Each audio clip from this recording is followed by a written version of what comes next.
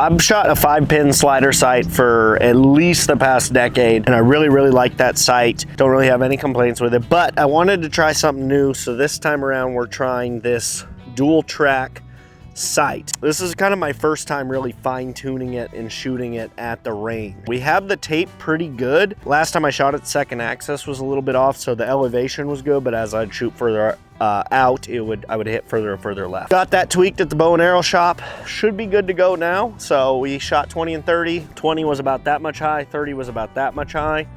So tape's close, but if we keep getting higher, we're gonna need to adjust it. But I'm gonna shoot this sight and just kind of give you guys my general thoughts and feedback in real time, because I think that could be valuable for someone who's thinking about switching from a pin setup to a vertical pin setup. So let's do it, 40 yards. I also wanted to talk about this little Tidewee rangefinder they sent me. It's pretty cool because it's so small, it just fits straight in the pocket. And I'm bringing this today just to make sure the yardage is good. Some guys say it's not, but yep, right on the mat is 40 yards, and it's cool because I can just pop it right back in the pocket. The downside is it does not have a lanyard, which I'm not a fan of, but it is cheap and it is small, so got some cool benefits. 40 yards at the orange dot. Crank down, 40.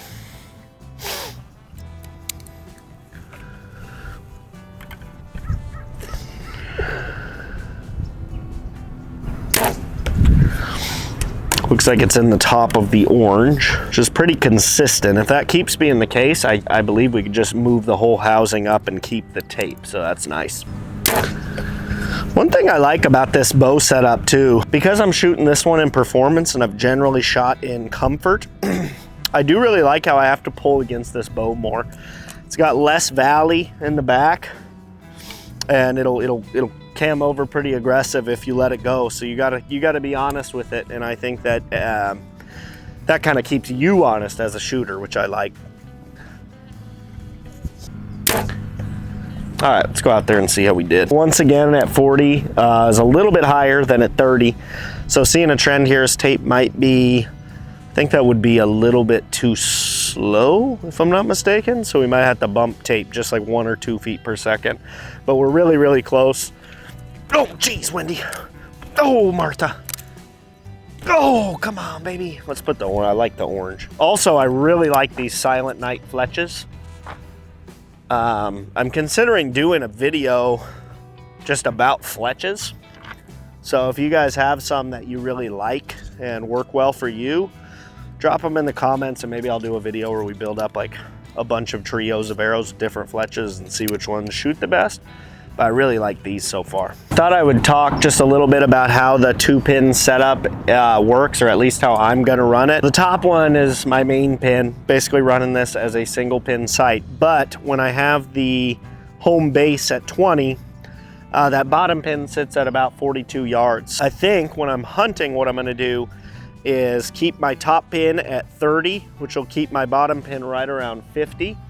So hunting wise, you know, if something steps out at 20, you just aim a little tiny bit low, hit him in the same spot, and if he steps out at 40 or 50, you could either pin gap if he's at 40, or if he's 50, just put the red dot on him and shoot away without ever having to waste time dialing the sight. So I like that it gives you those options and that flexibility, while when you're target shooting, getting the benefit of the, you know, single pin setup and the precise yardage. So pretty cool. That's how I plan to run it. But if you've done it different, got a tip, again, drop it in the comments. We're at 50 now. Yep, good left to right, but a couple inches high. We definitely got to adjust this tape just a little. I will say too, one thing I like about the vertical pin, I've always shot horizontal. I really enjoy how clear the sight picture is with this versus the horizontal pins. It's super clean and just makes holding that pin precisely on the dot and breaking a clean shot, I think, a little bit easier. Might have broke that a little high. Once again, all the groups have been good. This bow's shooting great. The sight feels good. But as you can see, each yardage we're getting higher and higher. At 20, we were right at the top of the orange, and then it's just kept getting slightly higher. So to see this a little bit more and just make sure that this tape does need adjusting, we're gonna put a target on 80 and give that a try, and we should be pretty high at 80, so let's see. And based on how high I hit here, we're gonna decide how much to change the tape. This one's a 300 foot per second tape. We might need to get into like a 302 or something around there. So let's see how we do at 80. This is a very small target, so hopefully I can see it. It's that red dot.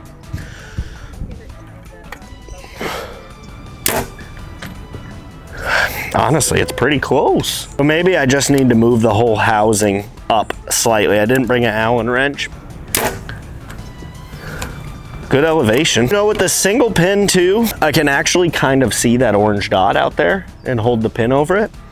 Whereas with my pins, there's no way I could shoot a target this small at that distance and see it very well. So that's already a benefit as well.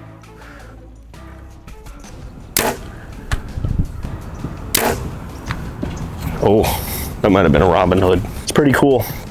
And as you can see, we're at 80 and the bottom pin sitting at about 96.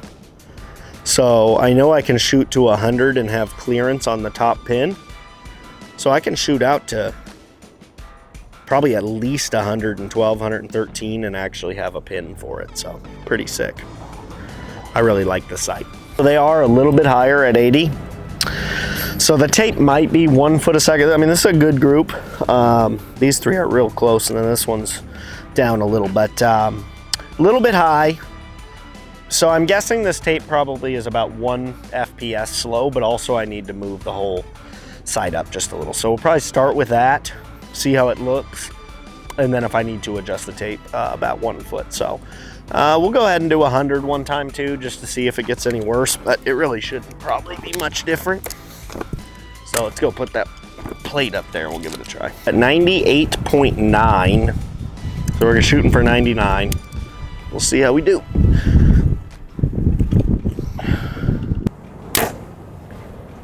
I need a little bit of a smaller peep. Both those felt good. Good shots. Like I said, it's a new bow, so I'm kind of like figuring out what little tweaks I want to make. Definitely need a peep that's just a little bit smaller.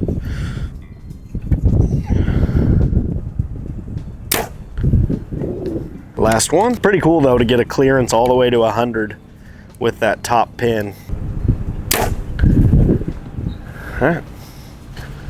See how we do. Surprisingly, the elevation at 99 is actually pretty dang good. Sucked over a little bit to the left. Slight wind that way, but probably just something I'm doing. So overall, really happy with it. I really like the sight a lot, that black gold dual track. I love the way it integrates through the bow too. It's pretty slick. So if you guys have questions about the sight or maybe some tips that I'm missing on things I could do better with it, be sure to drop them in the comments. Thank you guys for watching, and we'll see you in the next video. Hope to see you at Bow Disciples Challenge 2, May 18th and 19th, our very own 3D shoot we put on. It's epic. See you guys there.